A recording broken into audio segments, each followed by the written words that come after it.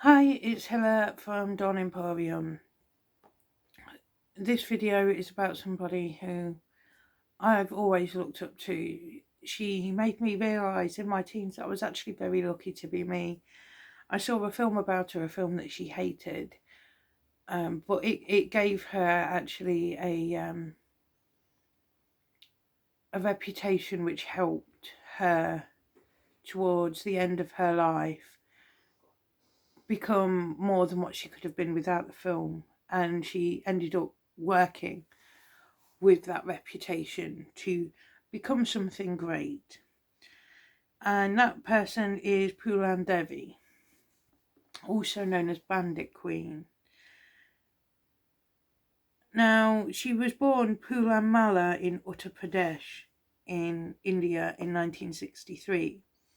Mala means she was a boatman caste, which basically made her Dalit or untouchable. I don't know if you know about the castes, but to be Dalit or untouchable means you are the lowest of the low.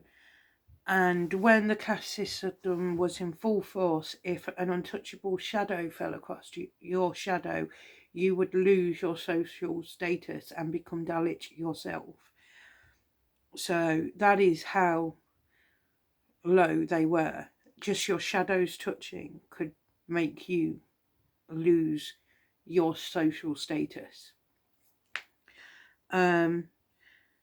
She was the fourth and youngest child of her parents, and only one older sibling, a sister, made it to adulthood. The family, now this is the entire family, not just her parents, owned around 1 acre or 0.4 hectares of farmland. After an argument about a neem tree that was growing on the land,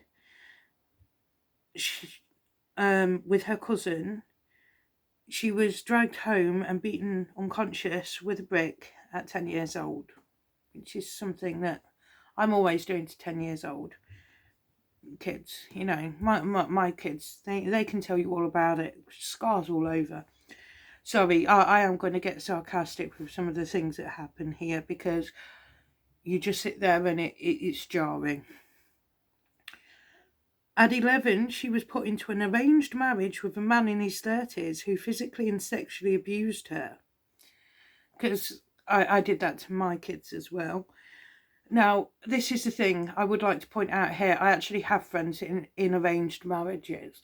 But what happened was, with them, it wasn't, oh, you're 14 now, we've got you a partner. It was more a case of, we'll give you until an age. It was usually 28 for my friends. We'll give you until 28, and if you've not found a marriage of love, we will find you a partner.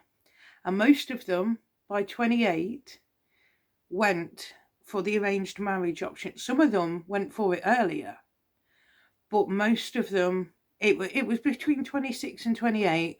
Most of my mates went for the arranged marriage option.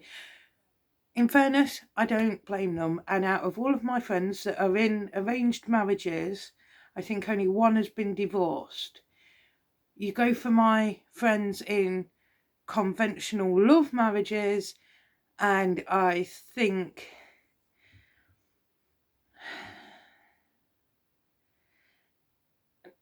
I think there's only about 5 that are actually in marriages that have lasted longer than 7 years.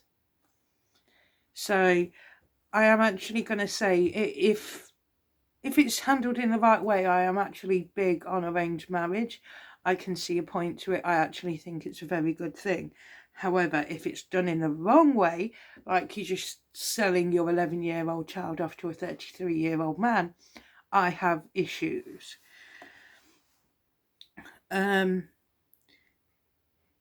he physically and sexually abused her, which is no great surprise, really.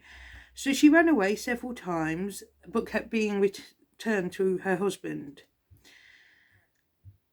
In disgrace, obviously. And then someone who had allegedly been humiliated even, by Phoolan, went to the police and accused her of theft. So what did the police do? They kept her locked up for 3 days, constantly abusing her, before letting her off with a warning.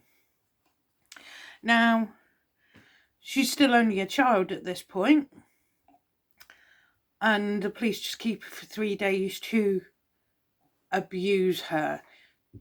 Now, what actually happened, I don't know.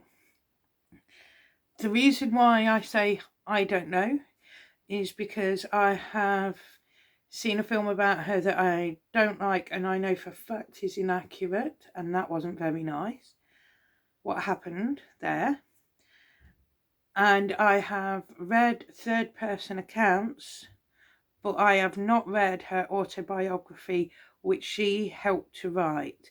She was illiterate, she didn't write it herself. So I don't actually know what happened while she was in police custody there. I can't imagine she was just sitting there making them cups of chai somehow. At the age of 16, her parents tried to send her back to her husband again. It didn't turn out well, and she was returned to her parents' house and marked as a social outcast, as if being Dalit wasn't bad enough. She was now an outcast from the outcasts. Where Phoolan lived is a region called, excuse me for this, Bundelkhand, and is an arid, extremely poor area that is devoid of industry. These days, most able-bodied men migrate to larger cities for work, but at that time, India was in an economic slump, and there was no work no matter where you went to. So you had to farm for what you needed to survive, or you starved. This, in a roundabout and not surprising way, led a lot of men to turn to banditry to survive. Now, bandits are known as dacoits. Phoolan somehow got to know some of these dacoits on her last visit to her husband's house in 1979. Now, there's many rumours and theories about how she came to know or join the bandits, but in her autobiography, I can't speak today, I'm telling you, autobiography, all she would say was it was the dictate of fate, how she came to join them. Either way, she was a young girl that was abandoned by her husband and an outcast by her family and neighbours, and she joined some bandits to survive. The leader of the bandits was a man called Babu Gujar, and he raped and brutalised her for 3 days straight. Nice man. Then the second in command of the bandits, a man named Vikram Malla, so the same caste as herself, stepped in to save Phoolan, and a fight ensued and Vikram killed Babu, becoming the leader of the group of bandits. After that, Vikram and Phoolan began a relationship, even though both were married, and some of the bandits both knew and liked Vikram's wife. A few weeks after joining the bandits, they then went and attacked the village where Phoolan's husband lived, and she herself dragged him out of his house and stabbed him multiple times, leaving him bleeding by the road with a note warning men not to marry their daughters to him. He, the husband, became a social pariah and lived the rest of his life as a recluse because nobody dared go anywhere near him because they were afraid that the bandits would come back and attack them. Which is such a shame. It actually makes my heart bleed. Honestly, if you treat a young girl like that, actually you deserve that. Phoolan then learned how to use a rifle and was an active member of her group of bandits across Bundelkhand, which straddles Uttar Pradesh and Madhya Pradesh. This included attacking and looting upper caste villages, taking moderately wealthy people for ransom, and the odd highway robbery. She was the only woman in her group, and after every crime she would visit a Durga temple and thank the goddess for her protection. Vikram taught Phoolan, if you're going to kill 20. Your fame will spread. If you kill only one, they'll hang you as a murderess. I have to say, it's a bit harsh, but then you sit there and you have a look at history, and a great warrior is nothing but a mass murderer. So actually I agree with him.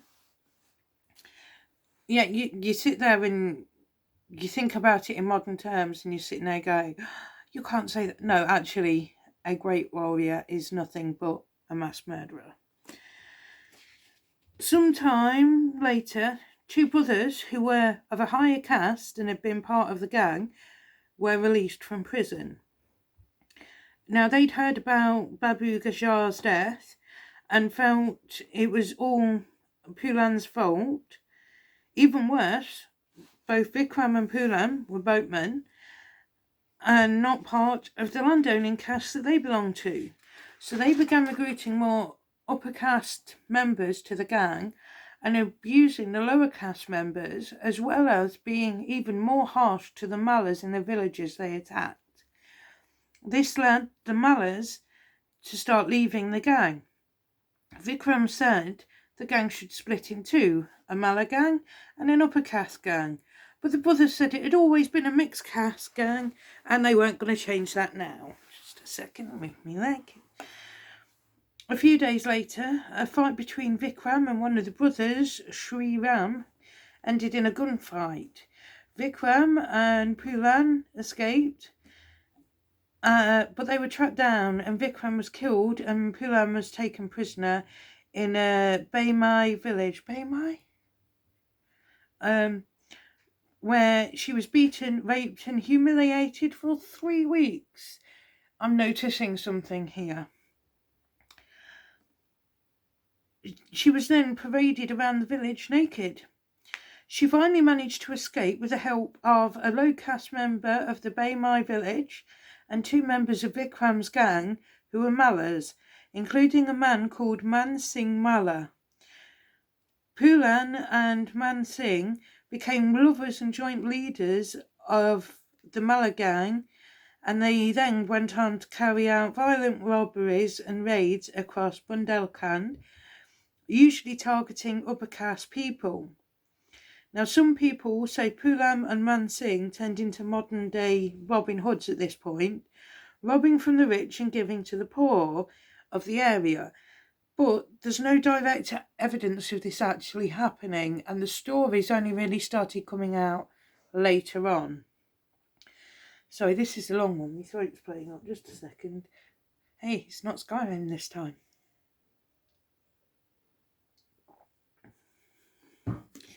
After several months, Phoolan and her gang returned to the Baimai village for revenge.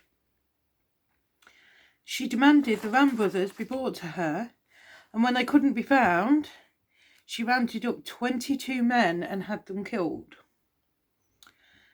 Now, this caused a lot of obvious outrage across the whole of India. VP Singh, the chief minister for Uttar Pradesh, resigned. A massive police manhunt ensued, but failed. This is when her apparent but unsupported as yet, if you know anyone who actually had this happen, was living in Uttar Pradesh, and I can never remember the other one name. The next one that's Pradesh that begins with M.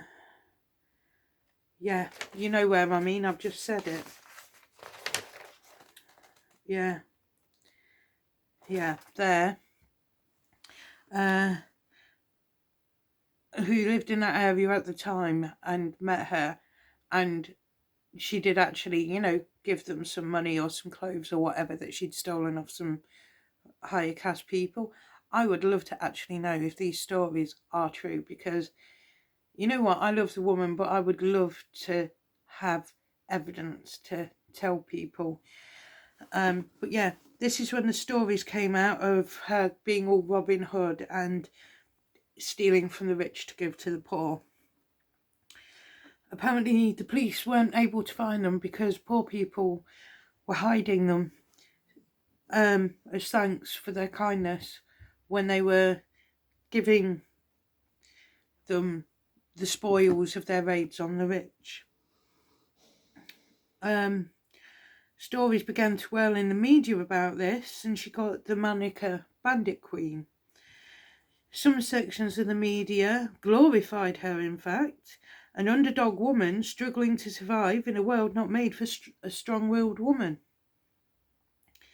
After 2 years on the run, the Indira Gandhi government decided to try negotiating her surrender instead of just trying to kill her outright or take her into custody. Phoolan, by this point, was in poor health. Most of her gang were dead at the hands of either the police or rival gangs. So in February 1983, she agreed to surrender on certain provisos. She would only surrender to Madhya, that's the one I couldn't remember the name of, Madhya Pradesh police, as she didn't trust the Uttar Pradesh police.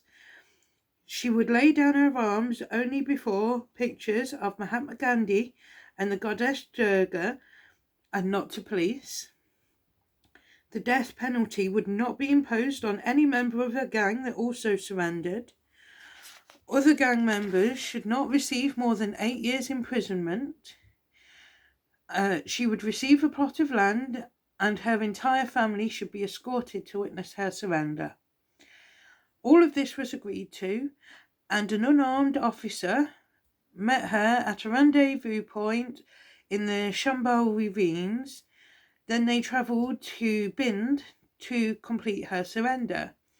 A crowd of around 10,000 people, including 300 police officers, had gathered to watch her surrender, along with other members of her gang. Well, as in, they surrendered as well. Phoolan was charged with about 48 crimes, including 30 charges of dacoity, banditry, and kidnapping. Her trial was delayed for 11 years, during which time she remained in prison. It was while she was in prison that she was... Hang on. Almost saw him. It's part of my dog there. Where was I? She remained in prison. Yeah, during which time she was operated on for ovarian cysts. She was given a hysterectomy, and the doctor joked, "We don't want Phoolan Devi breeding more Phoolan Devis." Forced sterilisation is common for outcast and criminal women. Yeah. Well, that's a whole nother video right there. In 1994, Phoolan was released on parole, and all cases against her were dropped, in a move that shocked the country and caused a lot of discussion and controversy. I actually don't blame the entire country of India for that. Right? You've got to think, I do actually love this woman, but law is law. But then there are some times when you sit there and you think, how much did that girl have to put up with to turn her to a life of crime? Really.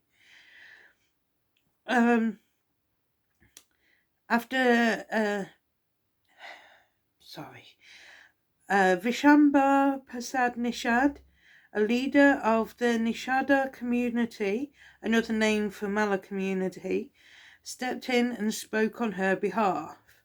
Now I'm guessing if Mala means boatman, would Nishada mean a different type of boat or something like that? I don't know. They're both quite cool names. After she was released, Phoolan married Umed Singh, and in 1995 both Phoolan and Umed converted to Buddhism. In 1996, Phoolan stood for election to the 11th Lok Sabha for the Mirzapur constituency in Uttar Pradesh on behalf of the Samajwadi Party of, Mulayam Singh Yadav, the same government that had withdrawn the charges against her and released her from prison. This is what I mean by turning her life around. If you're going to do it big time. She won and served between 1996 and 1998. She lost her seat in 98 and then was re-elected in 1999 as the sitting member of parliament for Mirzapur. On the 25th of July 2001, she was outside of her official bungalow in Delhi. I would like to pause here. Why don't we have that over here? Our government are sitting there in their stupidly expensive London houses. Why don't they just have a little bungalow that we paid for? I know, 25 grand 2 bed or 35 grand 3 bed, simple little bungalow or a block of flats, specially done up just for them. And we've spent hardly any money on it and you can live in that. Claim your expenses on that, sitting there wanting all this money all the time. No, you can have a government little social housing. Yeah, know how us ruffians live.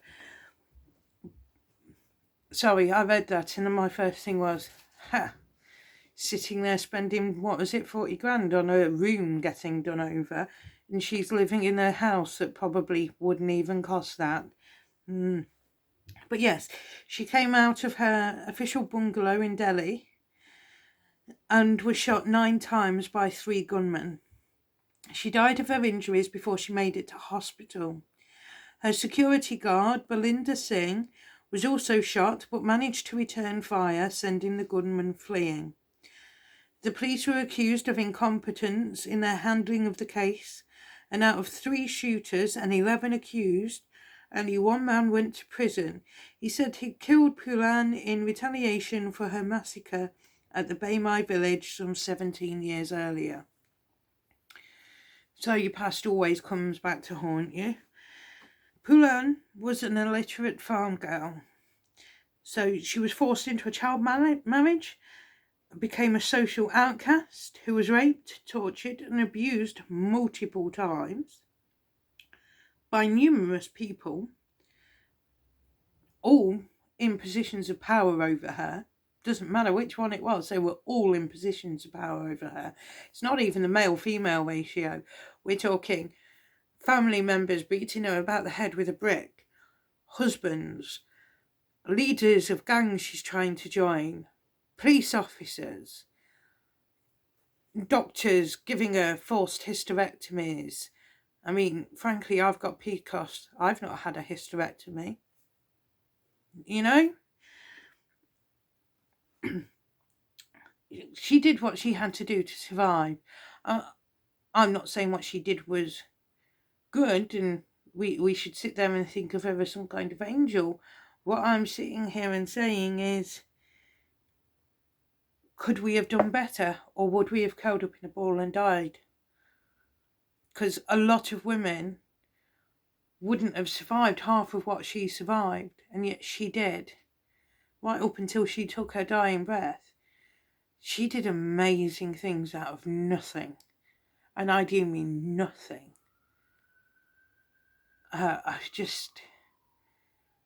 She became a member of parliament. This is an illiterate woman who had been a bandit for years, been in prison for 11 years, who had been a social outcast, and yet she made it into parliament. In this country, all you've got to do is lie and sell contracts to your best mates. Oh, and wear a nice suit. Now, I remember my friend Rav telling me about Phoolan being assassinated, and I was actually really upset. Now, I'm not stupid, she did some horrific things. The massacre in the Baymai village, I can I can understand if she'd have carried on searching for the Ram brothers, but killing 22 men to make a point, I actually understand why she did it, because the Ram brothers were probably there and probably hiding, and everyone was sitting there going, no, we don't know what you mean, love.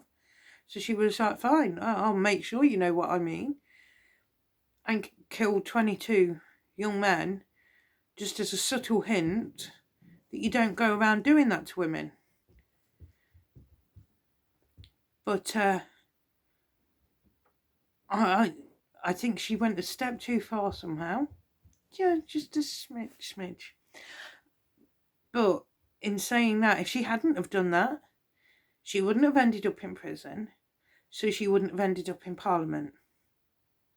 So actually, for her, it was the right thing to do. For you and me, nah, might be a touch of overkill there. And the thing that you've got to think is this is being done to girls all around the world right now, as I'm sat here talking to you. You know, girls at the minute, all I see about India at the moment is about young girls getting raped and murdered in India. What is with that? What is with that? I actually don't get that. And then we've got genital mutilation going on, child marriages going on. It just gets worse and worse and worse. And then, yeah, you're an army, you're invading somebody else. You don't need to rape the women. You are not Genghis Khan. Anyway, so what she did for me was she gave me hope that every child born, no matter what social status they were born into, what shade of human they were, what religion they were, where they were in the world, that they could achieve great things. Every child, especially women. And it's hard to put into words. You know, other people might sit there and go on about Beyonce or something like that because she started off blue collar, and then look at her and how much she's worth now. And yeah, she's done a lot of good for the world, and she's worked hard for her money. I am not going to deny that. But she hasn't had to go through all that Phoolan Devi went through. That woman went through hell upon hell upon hell upon hell upon hell upon hell. She was not given a break. She had to fight for everything.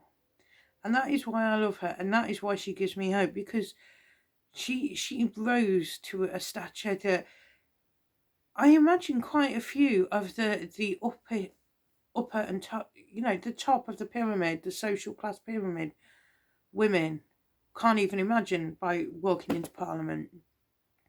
Especially some girl from some farming village that nobody even knows the name of. And she's a Mala, a Dalit. She doesn't even count as human according to some of India. Even to this day, they're outcasts. They're second best. They're not even second best. And she's illiterate, and yet she made it to Parliament. I have nothing but respect for the woman.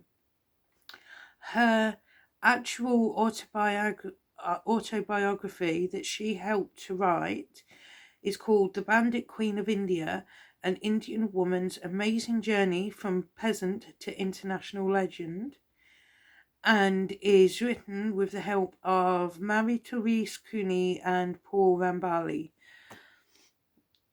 If you want to read her version of her life story, as opposed to anybody else's, because there's a few different biographies and autobiographies and films available. Yeah, she's an amazing woman, and like I say, I can't sit there and say that I'd have done everything that she did in the way that she did, but that doesn't in any way detract from the fact that she did things in a way that helped her survive when most women, they'd have probably either starved to death or just given up fully, wholeheartedly. And she didn't. She carried on. You know, that strength, that is pure and utter strength. So, and she also made me realise how utterly lucky I am, just because I was born in a different country. You know, it's not even a case of skin colour here. You know, I've got, I was born in Leicester, so I have friends of all different skin colours. And, you know, I never once had friends turn around and go, oh, you can't hang around with them, they're delete. I actually think, knowing me, I'd have dropped them like they were made of hot iron. There you go, it's a polite way to put it. If they'd have said that about somebody else, because that's just the way I am. But she had to go through that because it was normal, and still actually is fairly normal, and that is just so sad. Nobody deserves that, but yeah, she's done well. It's just a shame that she ended the way she did, because she could have made so much change for so many people. And I'm only hoping that there are still women who are making changes that she would have made in her place right now in India. I know that there are a lot more powerful women now than when she was alive. So I'm hoping that continues. I honestly am hoping that continues. However, they do need to sort out that rape problem, because where on earth that has come from. They've always had a problem with rape and beatings and things like that, and honour killings and dowry killings and stuff like that. But it has got out of hand. It's sad. It really is. Right, that's enough of me picking up Phoolan and, being sad about the news that I hear about India. That's the best way to put it. Not even dissing them, I'm just sad. I'm sad. It makes you wonder what it would have been like if she'd have lived another 10 years or another 20 years. Would it still be happening now? You know, it's just questions that will never get answered, really, isn't it? Alright then, enough of my musings. Have fun and know your power. Bye.